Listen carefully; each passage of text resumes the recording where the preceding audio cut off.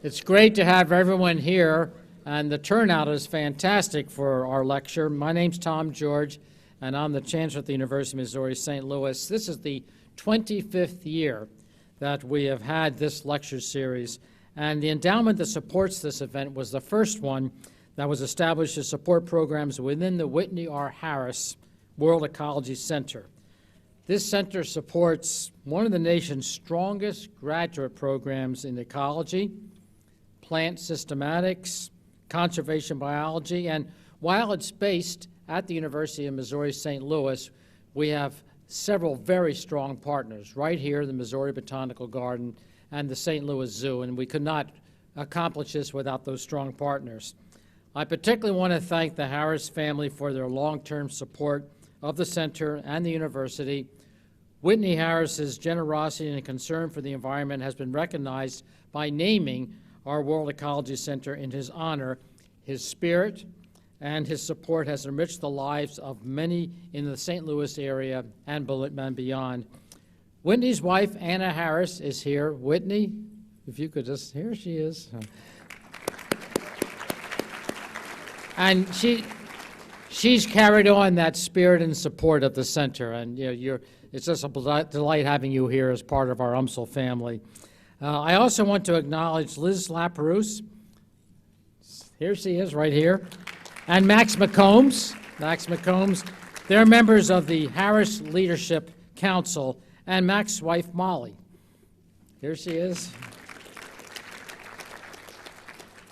We particularly value the commitment of the Missouri Botanical Garden and the zoo to the center, and it supports our work around the world in world ecology, botany, zoology, and biodiversity conservation. At this point now, I'd like to turn this podium over to my good friend and colleague, Dr. Peter Weiss-Jackson. He's the president of the Missouri Botanical Garden. Peter.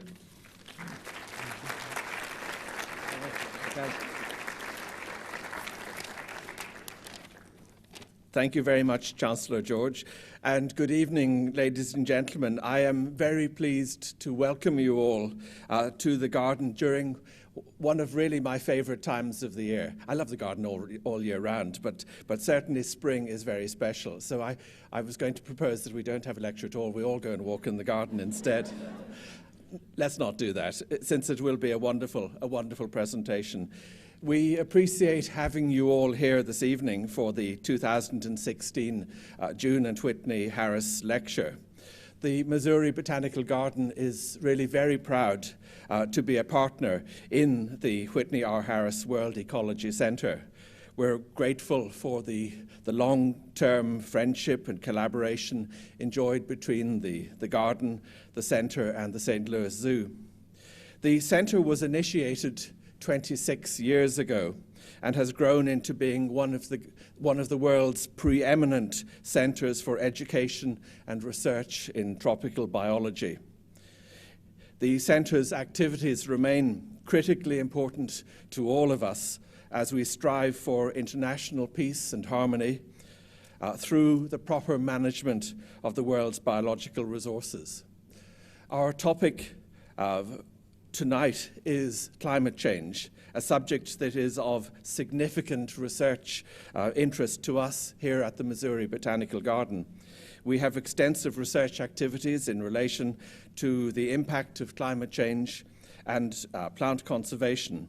For example, I can mention the Global Change Program that we have here at our Center for Conservation and Sustainable Development, which integrates future predictions of the distribution of plant communities and threats to biodiversity with knowledge of past responses to environmental factors that have historically affected the Earth. That program utilizes these studies to identify critical needs in biodiversity conservation at regional or global scales and develops, we hope, efficient prioritization strategies for the conservation of global conservation and for the conservation community. We are very proud that the cooperative efforts between the Harris Centre have, and its partners, what has been accomplished over the years, especially the mentorship of future conservation scientists around the world. As an institution here at the Garden with 157 years of history in the pursuit of such aims, we're delighted with the opportunities for enhanced collaboration in achieving them over the years to come. We're most grateful for this continued partnership between the Garden, the Zoo, and the Harris World Ecology Centre, and it's a delight for us, for me, to have you all here enjoying such what I know is going to be a splendid and very thought-provoking talk, for you to enjoy some time at the Missouri Botanical Garden. Thank you all very much.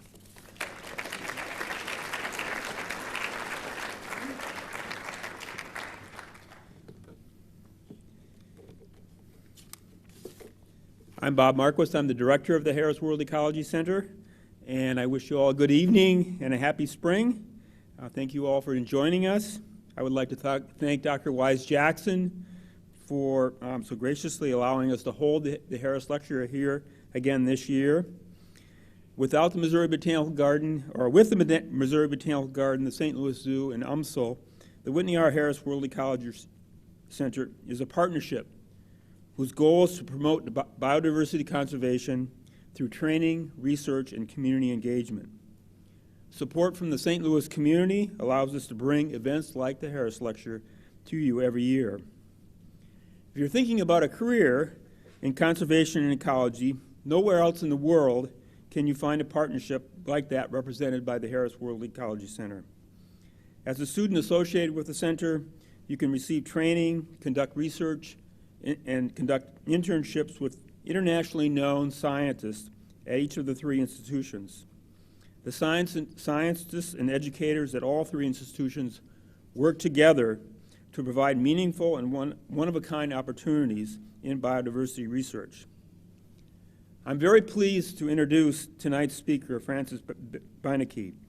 Frances brings to us tonight a unique perspective on conservation, particularly issues surrounding climate change, based on her experience with a major NGO, working in government, and now back in academia.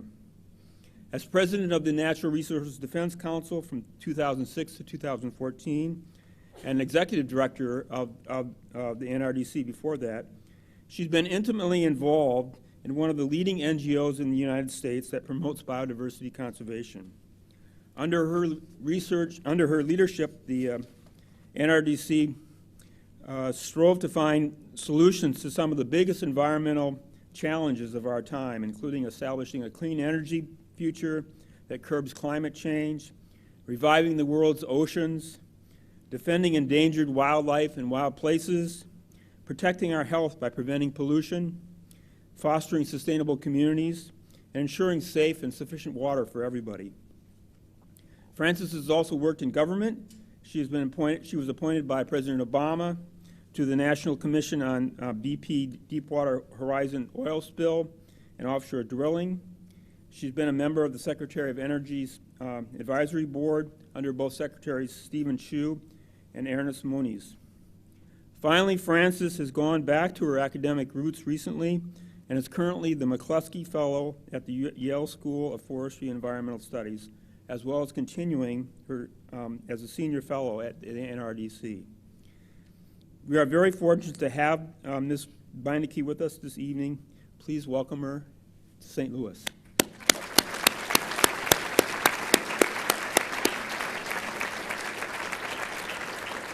Oh, and I'm supposed to say, dear guests, please use hashtag Harris Lecture when posting to Twitter or Facebook. I have no idea what that means, but anyway. Somebody will know. Thank you very much. I'm sure somebody will know what that means. And we'll be doing it during the course of the evening. So thank you very much, Dr. Marquis, for that warm introduction, and Dr. Wise-Jackson and the Chancellor. I have had a very warm reception coming to St. Louis. It's been a pleasure to be invited to give this lecture. I'm very honored, and thank you all for being here. It's a real honor to be here at the Missouri Botanical Garden, a place that I've heard of for many, many years, have never had the chance to visit, and what more beautiful weather to come than today, and be able to explore the garden and see all the beautiful trees blooming and the bulbs blooming, and I just wish I had more time to explore the wonderful things that St. Louis has to offer. So thank you all for that warm welcome. I come from a long line of garden fans too. My mother, my grandmother were both garden club ladies. I live in the Bronx, actually, not far from the New York Botanical Garden, and so I can actually ride my bike there on beautiful days. So it's just a pleasure to see the connections between research, conservation biology, and educating the public on what our natural world provides in these beautiful places. But it's really the commitment to scholarship of these institutions that stands out. You here have been leaders in botanical research for more than 150 years. That's extraordinary. The partnership between the Harris World Ecology Center and the university and this botanical garden and the St. Louis Zoo is truly extraordinary. Together, you're training the top researchers in the world to take on botany, ecology, conservation, to work around the world. Just today, over at the university, I met students from Bolivia, Madagascar, Peru, and other places, and Costa Rica. They will go out and be performing extraordinary work in their own countries to ensure that our natural world is conserved and protected, and that we are stewards of the future. And this work is really critically important because it will help us to understand one of the most gravest threats that we face, which is global climate change. Botanists are studying plant species that are blooming earlier each year.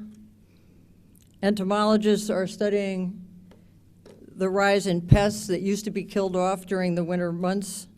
And soil scientists are measuring the loss of moisture as a result of our warmer temperatures. Taken together, this research reveals a startling picture. Climate change is disrupting seasonal patterns faster than many plants and animals can adapt. And this threatens not just individual species, but entire natural systems that we, the human race, depend on.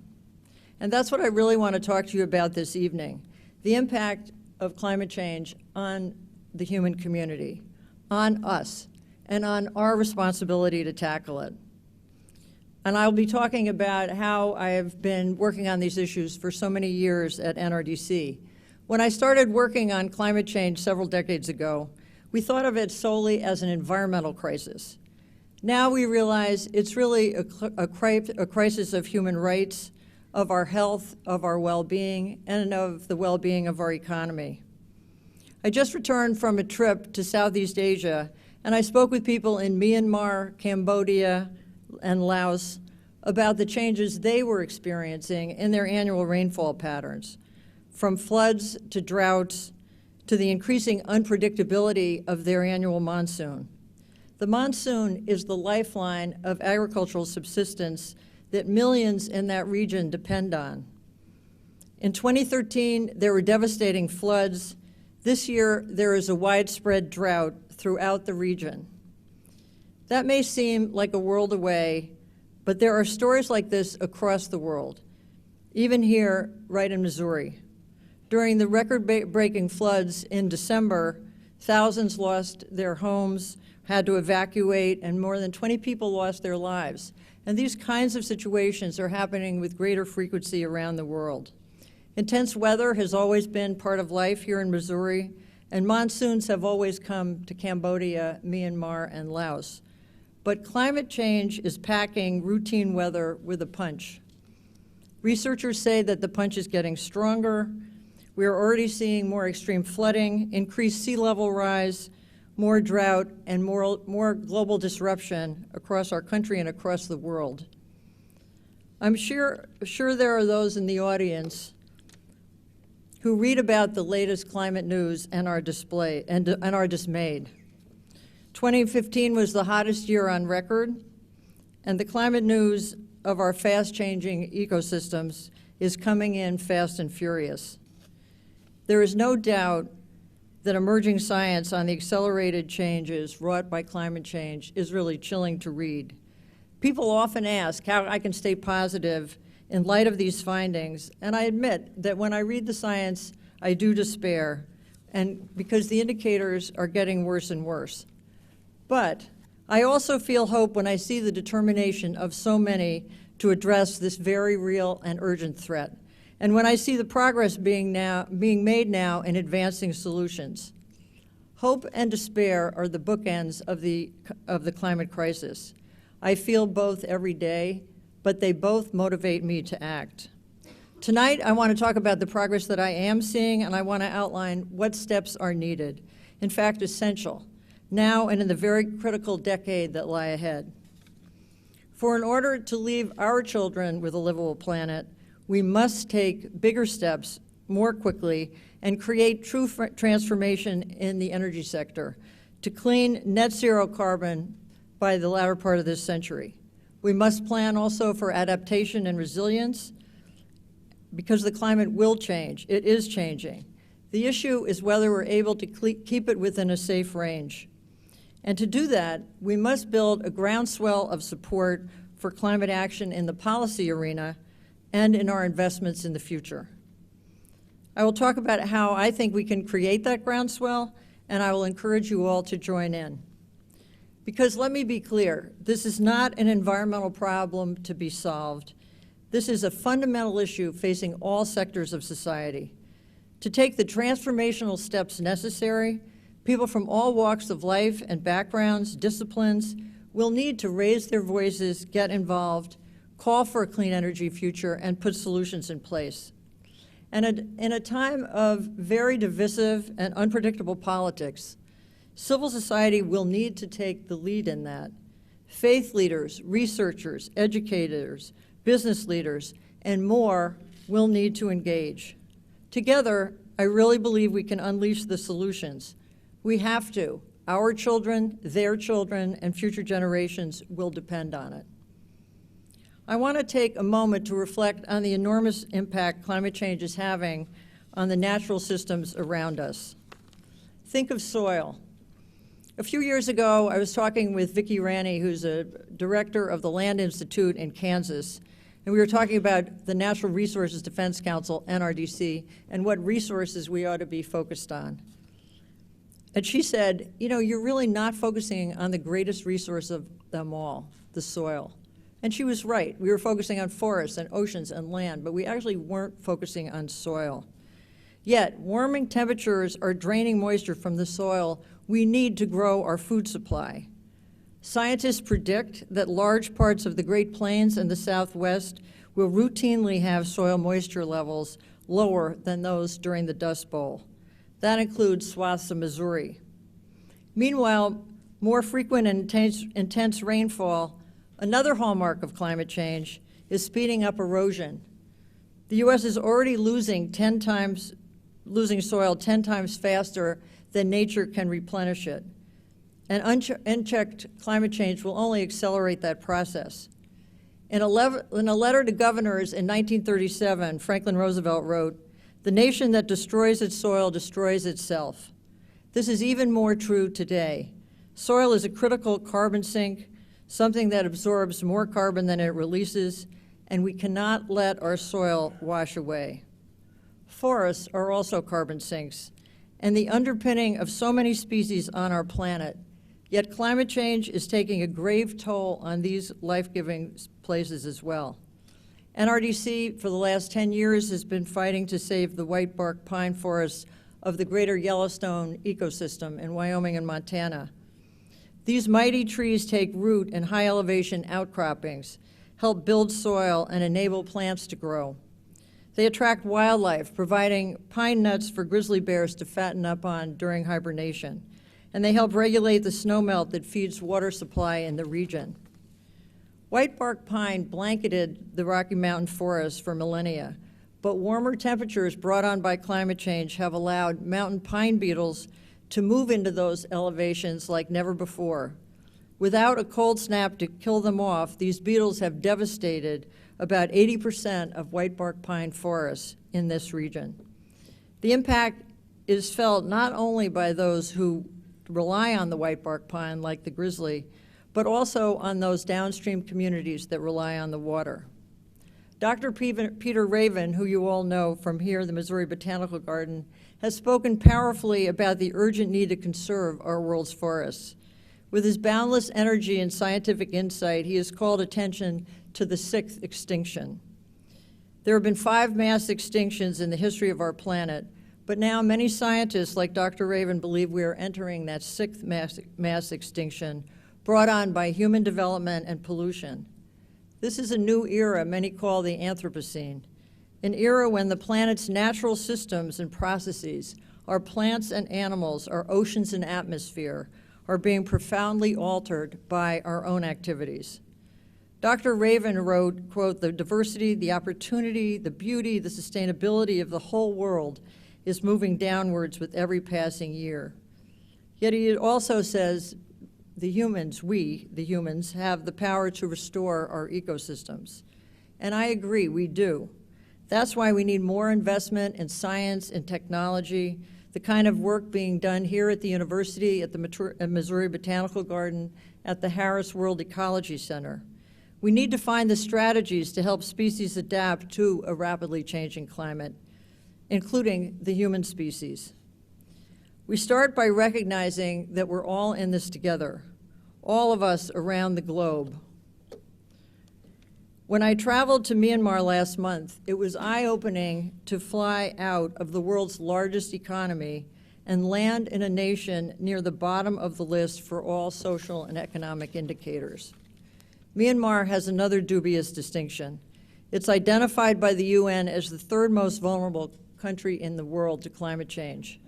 It's a low-lying country in an era of sea level rise. 53 million people rely on subsistence agriculture, build on predictable water supplies in times of extreme flooding, drought, and increasing unpredictability. And it's a center of illegal logging just as forests are needed to store carbon. Wealthier nations have the resources to cope with climate change, but Myanmar and many countries like it do not. And that puts people in harm's way. In 2008, a powerful cyclone rolled across the Irrawaddy Delta, killing more than 90,000 people and leaving 1 million people homeless. That region still has not recovered from the devastation of that storm. And women are especially vulnerable. Studies have found that women are 14 times more likely to die as a result of storms and other extreme weather than men. 14 times. Why? Because women are often primary caregivers of children, of old people, of the sick. They have less mobility in times of natural disaster. And this is the case around the world. When in India with NRDC, with public health experts, we studied extreme effects of extreme heat on poor urban populations in the city of Ahmedabad. When blistering heat waves smothered the city in 2010, people poured into hospitals, suffering from dehydration, heat stroke, and respiratory problems. But those living in extreme poverty suffered the most, and women in particular. Women are inside, they're cooking meals on open fires, they can't sleep outside where it's often cooler, and they're often the last in their family to seek medical care. NRDC designed a heat action plan with the Public Health Foundation of India for Ahmedabad that reaches out to women, provides an early warning system, and recommends specific actions to help communities cope with extreme heat brought on by climate change. Last month, NRDC rolled out heat action plans in 6 other cities in India, because in South Asia, extreme heat events are a reality of now, and we have to figure out how to address them. Our work confirms that climate change is hardest on the poor and disenfranchised. It's true in India, it's true in Myanmar, and it's true here in the United States. People of poor and low-income communities in the U.S. already bear a heavier burden of environmental hazards. Nearly 80% of African Americans live within a 30-mile radius of coal-fired power plants that release dangerous pollutants. And Latino children are more than 40 times as likely to die from asthma as non-Hispanic whites. and climate change intensifies these exposures. Hurricane Katrina pummeled the Gulf Coast, but people living in low-lying 9th Ward in New Orleans had the hardest time fleeing the storm, and their homes were destroyed. Hurricane Sandy, which swamped New York, was devastating throughout the city, but people living in public housing suffered the most. Thousands living in high-rise buildings were left without electricity, heat, and water for up to 2 weeks. And that was in New York City, where we should be able to have a fast response system. And now we do. Or think of heat waves. Your city is no stranger to soaring temperatures, but it's harder to find relief when you live in a low-income community because park-starved, concrete-heavy neighborhoods absorb more heat than those with trees. We have to respond to climate change as a human rights issue as well as an ecological issue. It's a matter of justice, a matter of moral responsibility for people suffering now and those who will suffer in the future. Last May, Pope Francis issued a new encyclical called Laudato Si to engage the public on issues of global climate change and poverty. I found the issuance of this global message to be one of the most profoundly hopeful actions I have seen around the issue of climate change. Pope Francis called on all humanity to fight climate change in the name of human dignity and service. He wrote that climate change represents one of the principal challenges facing humanity in our day, but he is indeed hopeful, saying, "All is not lost. Human beings, while capable of the worst, are also capable of rising above themselves, choosing again what is good and making a new start. That includes lifting people from economic oppression. The two choices go together," he says, to stop climate change and curb poverty so that human dignity may flourish. We do have to pull people out of poverty and strengthen our economies by fighting climate change, not making it worse. And we have to do it here in the United States, in India, in Myanmar, and beyond. And that takes a global effort. Last December, the international community launched just such an effort in Paris. At the Paris Climate Talks, the United States, China, India, Brazil, and more than 180 nations agreed to cut climate change pollution and transition to clean energy. The world came together like never before and took up the shared responsibility of protecting our children's future.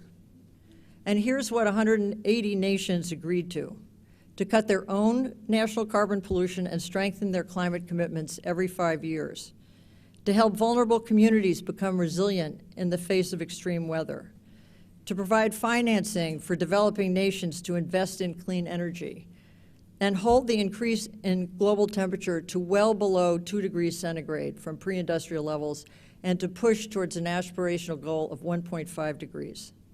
That last commitment of 1.5 degrees is significant for 2 reasons. First, scientists say that we must stay below 1.5 degrees in order to prevent the most devastating climate impacts. Impacts like sea level rise, high enough to endanger the well-being of 280 million people. And second, going into the talks in December, few people thought the nations would agree to that ambitious target. But something happened during the summit, something really shifted. And what happened? Civil society really came into play. I was there for the talks, and I saw it firsthand, and it was really, I have to say, thrilling. Thousands of people, young people, attended the youth conference of the UN. Hundreds of business people arrived to talk about investing in climate action, including executives from some of our largest companies, including Cargill, Microsoft, Walmart, Bank of America, Alcoa, GE, and scores of others who had signed on to the American Business Act on Climate Pledge. Over 1,000 mayors from around the globe joined in a climate compact and spoke about the climate solutions their cities were already adopting. And countless scientists, artists, indigenous leaders, activists made their voice heard. Perhaps most powerful were the voices from the low-lying island states in the Pacific. I heard the poet, Kathy Jetnil Kitchener, talk about the rising tides in her community in the Marshall Islands in the South Pacific. While delegates were talking about holding steady at 2 degrees, she knew that would not save the Marshall Islands. At that rate, she said, "My islands are underwater." She read a poem that she wrote last summer when her daughter had a fever.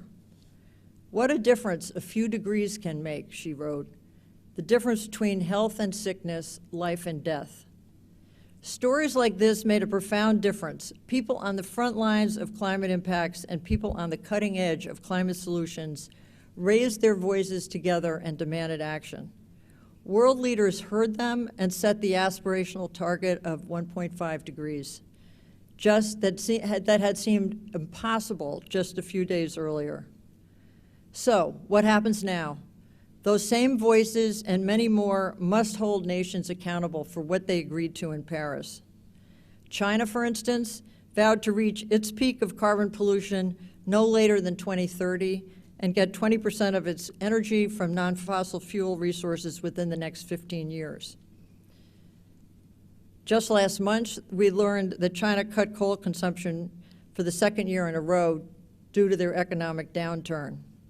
In fact, NRDC's team in China believes they have already reached the goal they set for Paris and they need to put a much more ambitious goal on the table. In Paris, India committed to increasing their renewable energy 6-fold by 2020 and set mandatory efficiency standards for their buildings by 2017. And most of their buildings are yet to be built. NRDC found in a study that achieving India's solar mission goals will create 1 million new jobs in the clean energy sector in India, confirming that economic growth and clean energy do go hand in hand. These are promising commitments, and we need to hold these countries and so many more to them. But make no mistake, the role of the United States remains central to effective climate action. The rest of the world looks to the U.S. to show leadership. We have the strongest economy, and we're the largest emitter historically of carbon emissions. In Paris, America agreed to cutting our greenhouse gas emissions 26% by 2025. And climate action is happening across the country at every level of society. Carbon pollution is dropping. More than half of our states have renewable energy standards in place. Clean energy jobs are growing by the tens of thousands, and the cost of renewable energy, wind and solar, is comparable to or cheaper than traditional fossil fuels like coal and oil. In fact, according to a new report released by NRDC's sister group, Environmental Entrepreneurs, more than 2.5 million Americans now have jobs in the clean energy sector. 2.5 million jobs, that's a lot. They are building wind turbines, designing fuel-efficient cars, installing solar panels, and making our homes, school, and businesses save energy. The clean energy economy is on the move across the country. A few years ago, people spoke about climate action purely in terms of energy. Now it really infuses everything from public health policy to water management. It shapes decisions that farmers are making about planting, that town planners are making about investing in their infrastructure, that businesses are making about their supply chains, and cities are making about light rail. Climate awareness and climate action is permeating more aspects of society than ever before. And this transformation is really what gives me hope. But to fully confront the climate threat, we need government policies that ensure that these disparate actions add up to the deep reductions in emissions that are necessary and lead to the transformational change in the energy sector that we envision. We have made progress here on 2 important fronts. The first is cars, a big source of carbon pollution. A few years ago, the Obama administration, during their first term, issued clean car standards that will raise fuel efficiency to 54.5 miles per gallon on average by 2025. That's roughly twice the mileage cars are getting today.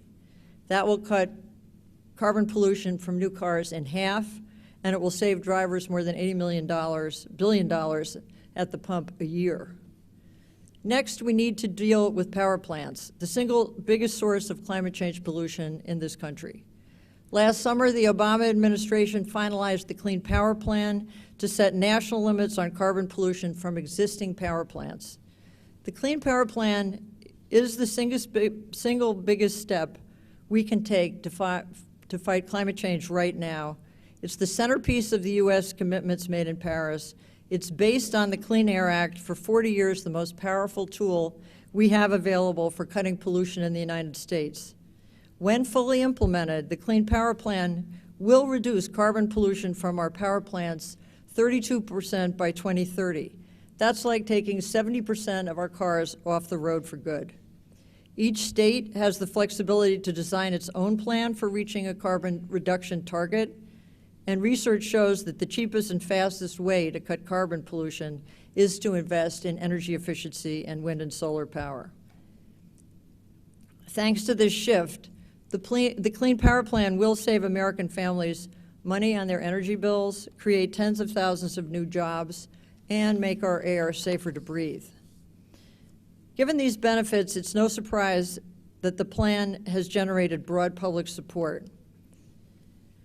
7 out of every 10 Americans want their states to embrace the Clean Power Plan. I did spend last semester at Yale University, home to the Yale program on climate change communications. This program has done extensive research on public opinion and behavior around climate change, and time and again, they find growing support for government measures to limit carbon pollution. But fossil fuel companies have vowed to block America's shift to clean, renewable energy. Although the Clean Power Plan rests on a firm legal footing because the Supreme Court has already ruled 3 times that EPA has the authority to limit carbon pollution, lawsuits persist. Recently, the coal industry in many states took the unusual step of appealing to the Supreme Court even before the lower court ruled on the legal merits of the plan. And in February, the Supreme Court took an even more extraordinary step of granting a stay, a temporary break in implementation, while legal challenges to the plan are decided on the merits. This is really an unprecedented decision. Legal scholars can't find one prior case where the Supreme Court blocked a federal health or environmental standard or any other form of regulation before the lower courts had heard it. So now the rule is being reviewed in the Court of Appeals. I'm convinced the Clean Power Plan will prevail in the courts. I hope I'm right because there is so much at stake. But it will take a lot of hard work and public pressure to fully implement the plan when it is final. Leaders need to know you support strong carbon limits. Tell your governor, your mayors, your utilities, and other leaders the time has come for bold climate action, here in Missouri and across the country. Even as significant as the Clean Power Plan is, we still need to do more, and we need to do more now. Dr. James Hansen, the former NASA researcher and pioneer of climate science, just published a new paper 2 weeks ago predicting the dangerous sea level rise will happen 5 to 10 times faster than previously thought. He says we can prevent some of the worst impacts, but we only have the next decade to start making the bold shifts necessary. Arctic sea ice is melting at an unprecedented rate, and just last week, new research published in the journal Nature predicted the melting of the West Antarctic ice sheet by the end of the century, potentially raising sea level by as much as 6 feet by the end of this century. And this has truly alarmed people in the business of climate science. As the co-author of the paper, Dr. David Pollard of Penn State University said, "We're not saying this is definitely going to happen, but there's a danger, and it should receive a lot more attention." Experts tell us that in order to stabilize the climate and protect our planet, we must reduce emissions 80% by 2050. 80% in less than 35 years. That sounds really daunting, and it is, but it's also achievable. NRDC has run the numbers and calculated how much low carbon energy is needed to power the nation and tackle climate change. And here's what it takes. First, energy efficiency, the art of doing more with less, can help America cut our primary energy demand almost in half by 2050, saving people billions of dollars on energy bills. I'm sure this sounds ambitious, But thanks to solutions like efficient windows, appliances, lighting, insulation, energy efficiency has already contributed more to meeting U.S. growing energy needs in the last 40 years than oil, gas, and nuclear combined. And we have only just begun to tap this resource. Second, wind and solar can produce 75% of our electricity. That may sound improbable, but last year, nearly 70% of all new electricity capacity did come from renewable energy. The cost of solar has fallen dramatically, and in many regions, wind is the cheapest energy resource, bar none. Worldwide, over the last year, over $285 billion was invested in clean energy. That's not enough, but it's heading in the right direction. Third, clean, efficient power will allow more cars to run on renewable energy instead of oil. At least half of all our car travel can be electrified by 2050. That may sound unlikely, but California already requires 15% of cars sold in the state be zero emissions. I just saw a plug-in electric car right out here in front of the garden as we came in tonight. We need a lot more gardens like that, a lot more cars like that, and a lot more opportunities to plug them in. A national policy and a clean, efficient grid will get us to where we need to go.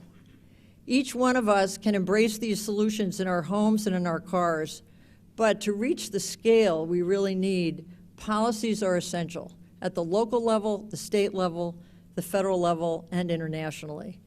Government policies help drive America's greatest and most complex innovations, from railroads and highway systems to space travel and the internet.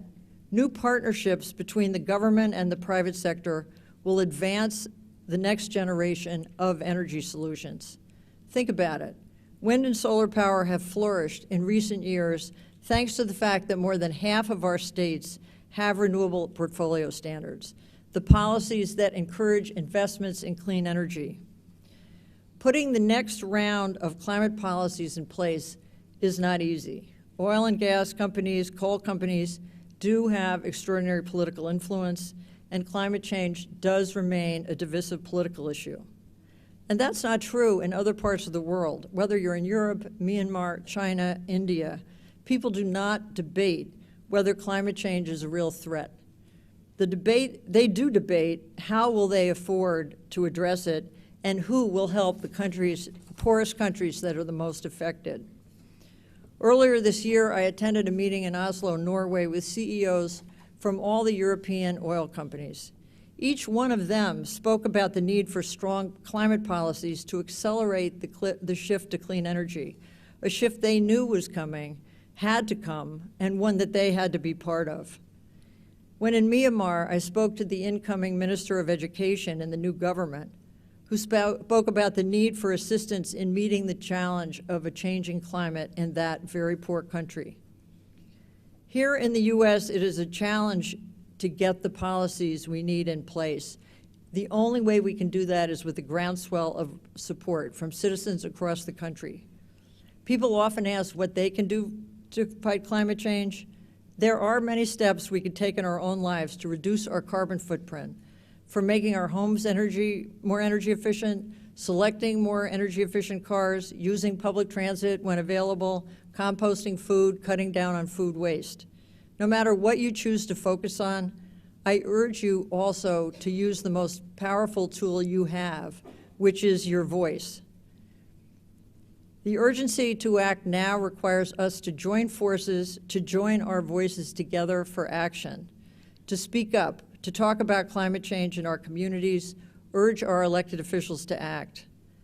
Because it does work. I've seen it work time and time again. I've learned that the biggest breakthroughs we get are when we have the broadest public support. That support is growing, and it has to grow stronger to get climate action. Now we need to expand it. NRDC has been working on climate campaigns for many decades, long, long time.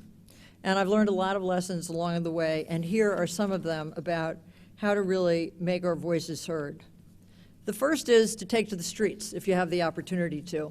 And I did in New York in September 2014 when the People's Climate March came to New York City. I'll never forget being part of that march where 400,000 people, more than twice the number of people expected, came to New York to tell our leaders, our world leaders who were meeting at the UN, that they were demanding climate action. It really was one of the most exciting days I've spent. It was the largest climate rally in history, and it sent a powerful message. Not only that citizens are holding our leaders accountable on climate change, but also that climate change is much more than an environmental issue. People from all walks of life joined that march. Students, nurses, ranchers from Nebraska, activists from Harlem, Native Americans from Canada, faith leaders from our churches, synagogues, and mosques, fractivists across the country opposing fossil fuel development. The march reflected concerns about the environment, but also about justice, equity, health, prosperity. In other words, concerns relevant to all Americans. By taking to the streets, people demonstrated the upwelling of support for bold action and the concern people had if we didn't take it. The People's Climate March was historic, but there are many other gatherings taking place across the country. Find one, join in. They're fun and they make you feel like you're in partnership with so many people across the country. Second, engage in your community. The Paris Climate Talks demonstrated the power of civil society to push for bold action. We need to mobilize that same energy here at home. Student groups are leading the campaigns across our colleges and universities to divest from fossil fuel investments. Communities are organizing around the country to question oil and gas development and the effect on their air and water. Faith communities are reminding us of our moral responsibility to protect future generations from destructive climate change. And business leaders are speaking persuasively about the economic benefits of clean energy and energy efficiency. NRDC's sister organization called Environmental Entrepreneurs is a group of more than 800 business leaders that's bringing their business voice to environmental advocacy. There's a branch here in St. Louis that you can be part of. I've walked with them, with the members of E2 in Congress, and I found that our representatives are incredibly eager to speak with them. They want to hear from business people who talk about where the clean energy economy is going, how many people are currently being employed in that sector, where those jobs are being created. And there's more and more evidence that our economic growth is decoupling from our emissions. There was a report out today by the World Resources Institute that showed 21 countries have decoupled economic growth, where growth is continuing to occur, but emissions are going down. What groups and associations do you belong to where you can start a conversation about climate change and clean energy within your own circles? Because when you join your voices together, leaders will take note. Third, connect climate change to people's lives, to what they care about, to their concerns. Let's face it, global climate change is not a priority for most people. They're too busy juggling work, jobs, kids, aging parents, bills, and other pressing matters. The days are full. It's very hard to focus on these large, future-seeming issues.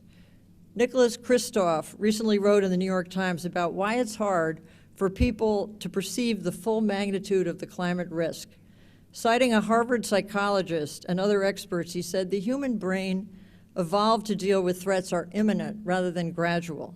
We can react quickly to a snake in our path, but not to the slower-moving disaster of climate change. President Obama has embraced climate action as one of his top legacy issues, even though he recognizes how great this challenge is. In this month's Atlantic Monthly, in an article on his foreign policy, he said, it's a political problem, this is about climate change, it's a political problem perfectly designed to repel government intervention. It involves every single country, and it is a comparatively slow-moving emergency, so there's always something seemingly more urgent on the agenda. To break through that clutter and welcome more voices into the climate movement, we have to link carbon reductions to what people are concerned about day to day, because climate change does directly relate to the here and now. If you're talking with people about their concerns about children's health, connect the dots with climate change, with increased smog, particulate pollution, greater risk of respiratory illness. The White House issued a report just yesterday on the emerging health issues linked to climate change. If you're talking with people concerned about national security, you can tell them how the Pentagon has identified climate change as a major security risk for the country. And they've made a major commitment to clean energy across all branches of our military. The key is to speak with people about issues that are personal to them, that they care about, that they're concerned with. Air pollution, faith-based responsibility, justice, equity, security, and to make that connection with climate change because they are related. Maybe some of you have seen the Showtime series on television, Years of Living Dangerously. One of the episodes featured a professor, Dr. Katharine Hayhoe, climate scientist from Texas Tech. She's also a devout evangelical Christian. In the episode, she travels to a Texas town devastated by drought and explains the mechanics of climate change to a public gathering. She says, when I look at the information we get from the planet, I look to it as God's creation speaking to us.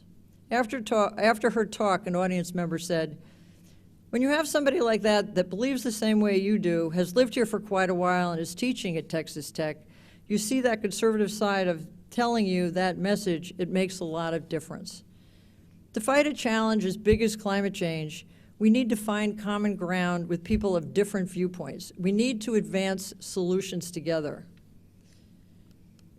This is a crucial step.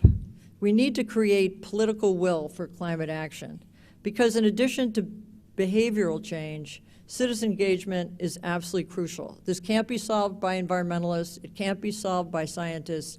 It has to be solved by society. We have to hold our lawmakers accountable when they fail to protect our families from climate change. We need to applaud champions who take leadership and stand up for clean energy. We have to make our voices heard in City Hall, State Houses, and on Capitol Hill.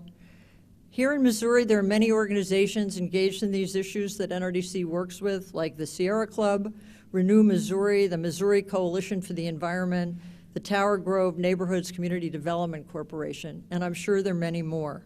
You can be part of their work too.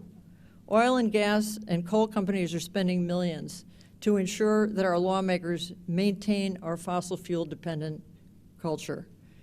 But that can't be our future. If we mobilize our voices together, we can create a political landscape in favor of people instead of pollution. But now is the time to act.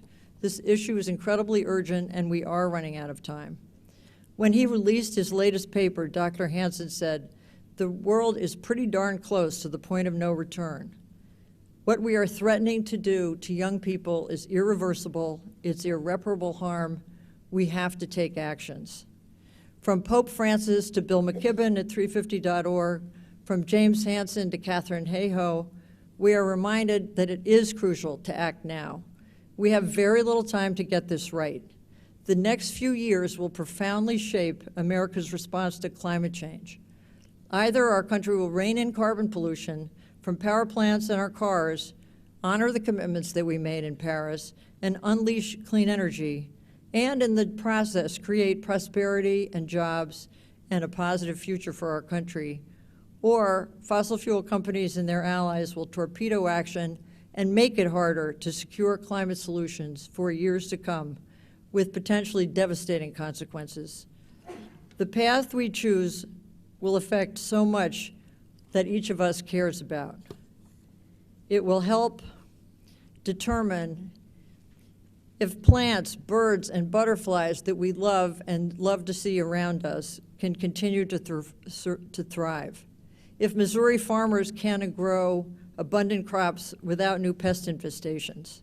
If communities from St. Louis to New York can breathe cleaner air. If developing nations like Cambodia and Myanmar can leapfrog over dirty fuels and go straight to clean energy. If ecosystems from the Irrawaddy Delta to the Ozarks can be resilient and flourish. There is so much at stake. We need to care for our natural systems as if our lives depended on it, because they do. Imagine if our communities, leaders, and international efforts enforced this reality. This is not yet the world we live in. It is the world we must create, and we must create it together. Thank you all for being here tonight.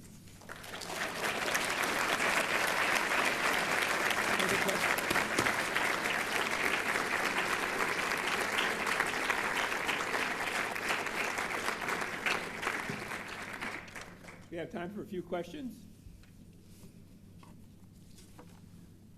Go ahead. Yeah, I was going to say, in No. all this discussion, I haven't heard anything regarding population.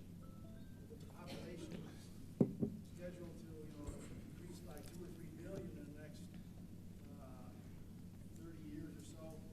What role does limiting population have? Does that have a role, and how can we do that? Well, the world's supposed to grow to 9 billion people, and clearly that'll be a factor. The planet is of a size, the resources we have are finite.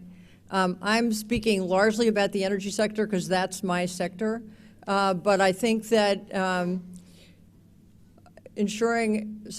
one of the ways to effectively address population growth is to really support women's education, women's health care, opportunities for women. Most of the data shows that the opportunities to provide a broader economic future for women bring population growth down. So I definitely support looking for ways. When I was in Cambodia, I spoke at a school for young girls who were attending college in Phnom Penh, and these are going to be future leaders in this country because they were given the opportunity to go to college and be educated. Here we are on behalf of the University of Missouri. Education is absolutely fundamental to making headway, giving women opportunities so that they have a future that enables them to do more than bear large numbers of children. So I think there's a huge opportunity there. Excuse me? I say in numerical terms, how much of an effect can that have on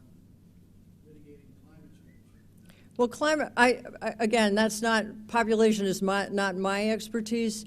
I can just say that there is a tremendous body of work that looks at economic growth that is decoupled from growing emissions in the energy sector. There is a huge opportunity to develop clean energy and allow economic growth at the same time. We need to transform the energy sector away from fossil fuels as rapidly as possible, and that is the key ingredient to addressing climate change. I mean, those two things have to be decoupled. There's a lot of work. There is, I would say, just tremendous eagerness on behalf of young people, engineers, trying to figure out what are the solutions to that.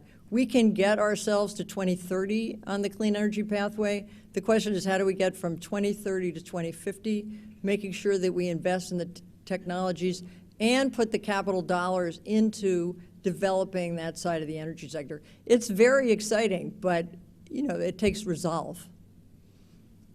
Right here. There's a lot of information out now that the cattle industry might be almost equally as responsible.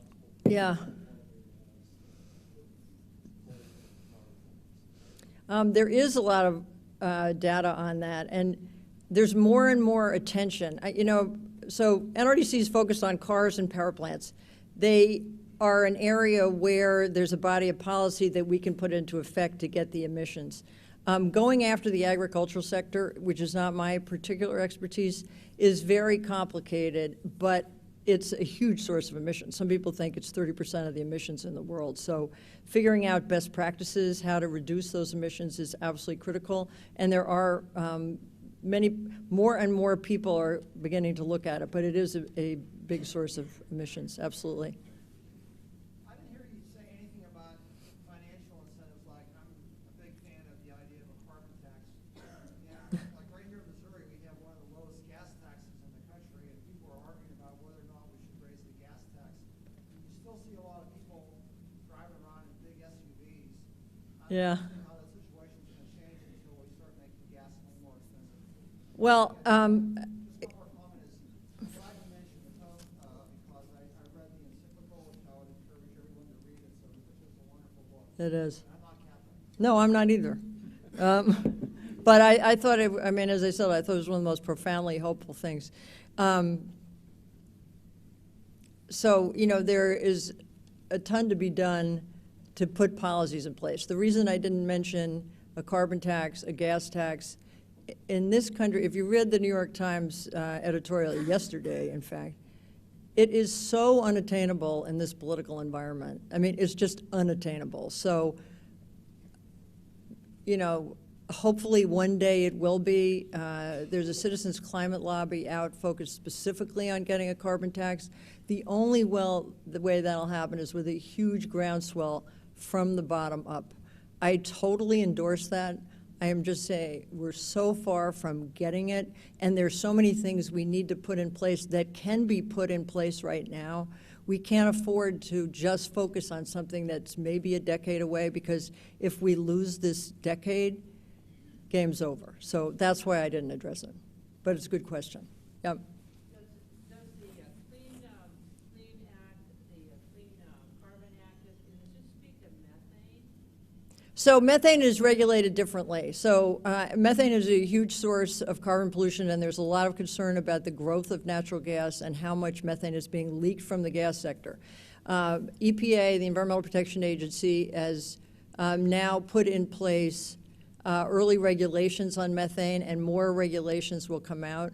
And I think there was an international agreement on methane that also came out recently. So carbon is getting a lot of attention because it's the largest source of emissions. Methane is a very fast-forcing climate pollutant, and there is regulation in that direction right now, but needs to be more. We need to stop the leaks. One of the problems is nobody's quite sure how large the leaks are. The estimates are like 3 to 6 to 9%. It doesn't really matter how large they are. Controlling them is key. So there first was a voluntary program. That's totally inadequate. And the Clean Air Act enables EPA to put in place a regulatory program. Do you really think that the leaks can be mitigated? I think they can be from probably not 100%, but from a lot of the sources. And the industry thinks so too. But the interesting thing is, and I saw this when I was on the oil spill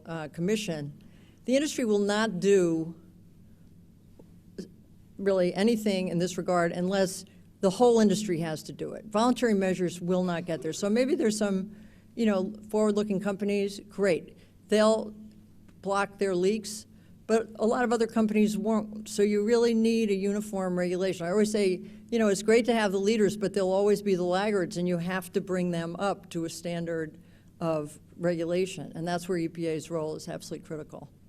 In the back. Do you anticipate any potential legal recourse against oil companies similar to tobacco companies back in the 80s? Well, there's a lot of work being done on that. The attorneys general of about 6 states are announced last week further investigations of ExxonMobil. There's been a lot of litigation over the years against the oil companies. None of it has prevailed yet, but I think there's more and more attention to it. I mean, this is an issue that clearly has, with the science, is getting stronger, but it has been known, and there's been a, you know, intentional disregard, really, for what the effects are. And I'll just say, as I said, when I was on the oil spill commission, I mean, I was just, first of all, you know, you look at the oil industry and you have to be just incredibly impressed at their engineering prowess. I mean, listen, we all drive cars. We all use energy. You know, we're part of the problem. We have an addiction. They supply it. And, you know, these things go together, and I think you have to recognize that. But they have tremendous capacity to solve problems. They direct that prowess to finding more oil and gas for us. They need to direct some of that incredible engineering capability to figure out how to solve these problems and unleash clean energy. But, you know, as I say, my view after many, many years in this field is if you don't have the policies, it doesn't happen. It just cannot happen one by one by one. There's not enough there to create the change that's necessary. Also, one of the things that's been established time and time again with regulation is that once the rule's in place, suddenly they get incredibly innovative. And things happen quickly, and they happen faster, and they happen cheaper. But that doesn't happen until the regulation gets in place. They complain. They'll tell you how expensive it's going to be. Everybody will lose jobs, go out of business. And then it happens, and miraculously, the problems get solved. It's just incredibly frustrating. But that's why we need policy. It's right here. You spoke about wind and solar, and I know there's a stigma around nuclear, but I was wondering to get off our crutch from coal, right, if we might turn to nuclear. Well, first of all, we have a lot of nuclear. 20% or 19% of the electricity in the United States is nuclear. There's about 100 plants. There are 5 in construction right now, and a number are getting decommissioned too because they're all old. I think in the United States, Are those getting upgraded to be like generation 3 or 4 reactors? they're not, they're pretty much their existing reactors. DOE also has a lot of work on next generation reactors, small modular reactors. It's very difficult to get new reactors in the United States. I mean, my own view is that I don't think we're going to get very far above 20%, and the environmental community, I could just say, is focusing on efficiency, solar, and wind, not on that. However, other countries, particularly India and China, will build a lot of nuclear capacity. Not, it won't be like France, which is 80 or 90% of what their energy sector is, but because it's in those countries, the government will build the plants. In the United States, the private sector builds the plants. It's a different business model, and it's unaffordable in the United States to build nuclear because it doesn't compete with all the cheaper ways to get energy right now. Yep. What are the exodus of migrants from the Middle East to Europe and all the political upheaval? Is that in any way tied to climate change? Well, I'm actually in that TV show, The Years of Living Dangerously, which I mentioned. Tom Friedman from the New York Times did a segment on Syria. And he filmed there maybe at least 4 years ago, maybe 5 at this point. And he really equated the drought with the conflict and the refugee problem. And some people have equated Darfur with drought and conflict. So there are examples across the world where conflict has increased because of shortages, water shortages, drought, changing climate. And that's where, if you read the Pentagon's analysis, that's where their alarm is. Their alarm is that going without shortages, probably foremost in the water sector, will create conflicts that will require more U.S. engagement. And that's a direction that people don't want to go in. So it's not only putting our military at risk in war zones, which, I mean, if you listen to former generals and people in the military about how much of a war is moving fuel into the war zone and how many people are at risk just to move the fuel that is needed to supply. I mean, it's incredible, very depressing story, which is why they're investing in solar and other clean energy opportunities. But the threat of drawing the U.S. into conflict where there is scarcity is a huge security risk from the Pentagon standpoint. So, just back to the point, some people think that the Syrian conflict emanated directly out of drought. I haven't researched that so much myself, but there is, I've seen literature on that. Here, this is the last question. Supposedly, ExxonMobil and companies like that used to take on climate scientists. Have they really backed off, and have they really turned the corner, or are they still opposing climate research and what we all know? I just can't answer that too specifically. I mean, as I said, when I was in Oslo, I can tell you every oil and gas CEO there was well versed in climate, totally accepted it. They were kind of in an existential, where's our future between the Paris Agreement and the price of oil, what happens to us? But meanwhile, they do see 30 or 40 years more of fossil fuel dependency, so they're kind of relying on that. I don't think they've gotten too far past that. Also, you know, back to the question on, or the point on the carbon tax, I mean, there are some companies, ExxonMobil's been one of them, which has said, oh, we believe in a carbon tax. I personally view that as a very disingenuous position, because when they said it, there wasn't any hope of getting a carbon tax, and they're not doing any work to get a carbon tax. So it's sort of easy to say something that, you know is pretty much not going to happen, at least in the short term. So they're not, let's say they're not putting their shoulder to the wheel of how do we solve this problem, in my view. So we should finish. Thank you all very much. Thank you. Oh, I got something. Yep. As a token of our appreciation, and thank you very much for coming to St. Louis and giving us an inspiring talk, we have this small memento. Oh, thank you so much. So, That's nice. I'll go on my, well, thank you. thank you. We have punch and cookies upstairs, so please take part, and I'll brag Frances up so you have a chance to talk to her personally. Thank you very much for coming tonight.